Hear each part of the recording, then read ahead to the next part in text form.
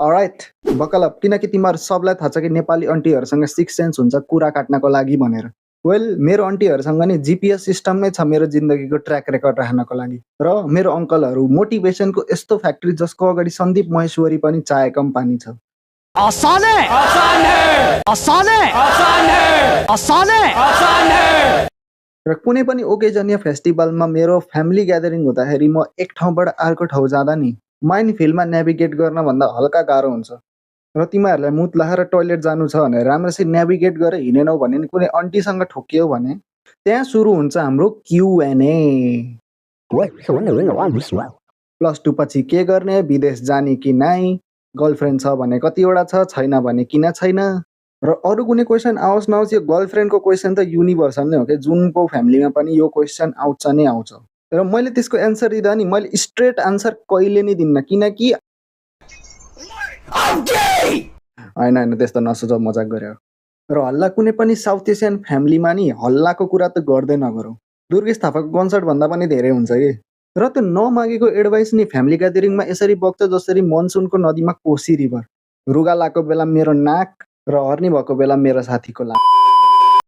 र फ्यामिली ग्यादरिङमा खानाको कुरा गर्दा खाना जति मिठो भयो नि जति राम्रो भयो नि गोर्डन र्याम्जी सेफ सन्तोषले आएर 10/10 दिए पनि कम्प्लेन त आउँछै आउँछ, त्यो त युनिभर्सल नै हो त्यो पनि। र मलाई त यो कुरामा सुरु नै नगराए हुन्छ कि तिमी केटा हो भने। अनि बाबु ब्याचलर पढिरहेछौ कि नै, कि विदेश जाने हो? बिहे कहिले गर्ने त? उमेर त भइसक्यो।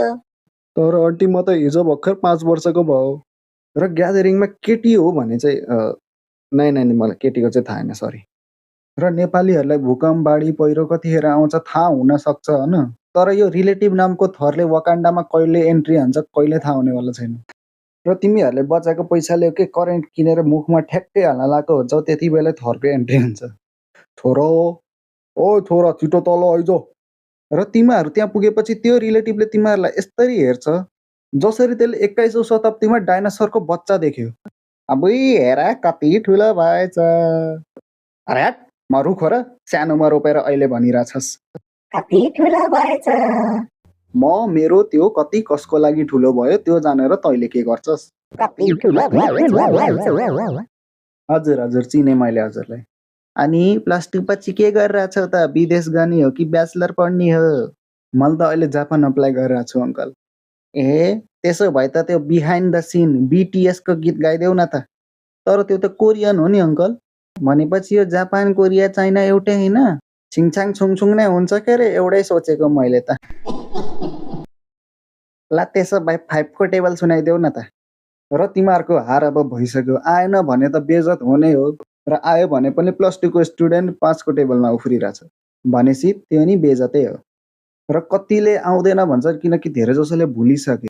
अरे बाबु हाम्रो जमानामा म र तिम्रो बाबा टोयलेट नभएको स्कुलमा पढ्थ्यौँ, र टोयलेट नभएपछि रुखमा मुत्दा जान्थ्यौँ र मुत हान्दा हान्दै हामीले गाउँथ्यौँ 5 1 जा 5, 5 2 जा 10, 5 3 जा 15, 5 4 जा 20।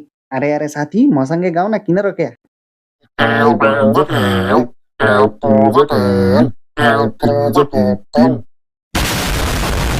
र यस्तो होइन कि सबै रिलेटिभ्स त्यस्तो हुन्छन् भनेर, कुनै कुनै त यति राम्रो हुन्छन् नि, राम्रो रिलेटिभ भनेर एउटा एवार्ड पाउन पर्ने के। र त्यस्तो रिलेटिभहरू नि धेरै जसो घरमा आउँदैनन्, र आए पनि कहिलेकाहीँ आउने र आफ्नो कामले काम राख्ने, हाई हेलो नमस्ते गर्ने, के काम छ भने त्यो काम सकाउने, हल्का स्न्याक्स खाने, र काम सकेपछि आफ्नो बाटो लाग्ने। र अनफर्चुनेटली त्यो रिलेटिभ चाहिँ म अरूको घर जाँदा। बात तो सही है।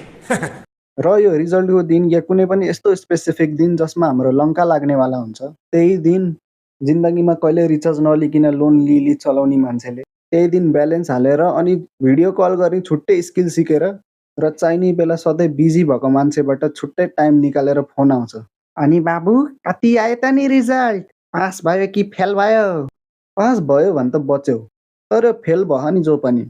साले तिमीहरूसँग त यही हुनुपर्छ, साले 32 मार्क्स ल्याउन अनि सालाहरू वर्षभरि नपढ्ने तेरो बाउले भनेदियो खपेर बस। अब तिमीहरूलाई त जुत्ता जुत्ता बेल्ट बेल्टले हान्नुपर्छ, यसरी हान्नुपर्छ कि जसरी हाम्रो हजुरबाले हजुरआमालाई नुन कम हुँदा। र जुन पनि रिलेटिभले आफ्नो बच्चाको जति हावादारी गर्छ नि त्यसको बच्चा त्यति नै लोद्धु हुन्छ, तिनीहरूकै बच्चा हुन्छ त्यो फ्युचरलाई फुटुरे भन्ने। अनि के गर्दछ त नि हजुरको छोरा आजकल? हजुर मेरो छोरा चाहिँ एकदम राम्रो र धनी छ। अहिले चाहिँ अमेरिका बसिरहेछ। बाबा मेरो त्यो अमेरिका भन्ने अग्निपथ फेरि फुट्यो। अरे त यहाँ के गरेको, जा अमेरिका बस्न जा। र कुनै रिलेटिभ मेरो मम्मीको मिल्ने साथी पर्यो भने नि त्यो वान पिसको एनिमे भन्दा पनि लामो गफ हुन्छ कि। र एउटा fun fact, nuclear weapon handle गर्ने ठाउँमा कुनै पनि केटी किन हुँदैनन् थाहा छ? किनकि तिनीहरू कसैको रिलेटिभ परिदियो भने गसिपमा न्युक्लियर सिक्रेट कतिखेर जान्छ थाहा नै हुँदैन। अर्को तालि भेट्न खोज्दा त देशै छैन। तर जति जे भए पनि होइन, रिलेटिभ जाने बेला 500 को नोट त हातमा आउँछै आउँछ। बाहिर चाहिँ केही नै त्यस्तो रियाक्सन हुँदैन होइन, भित्र चाहिँ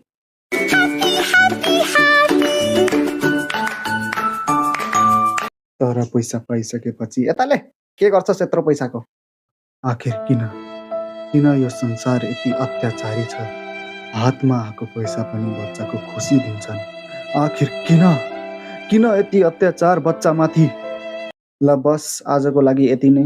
अरू कुरा मलाई थाहा छैन होइन। यो भिडियो आफ्नो साथीलाई सेयर गर। यहाँसम्म हेरे हो भने सेयर गर। भिडियो एडिटिङ गर्दा सो यदि तपाईँलाई भिडियो मन पर्यो भने सब्सक्राइब गर्नुहोस्, मन परेन भने लाइक गर्नुहोस्, तर केही त गर्नुहोस्। धन्यवाद।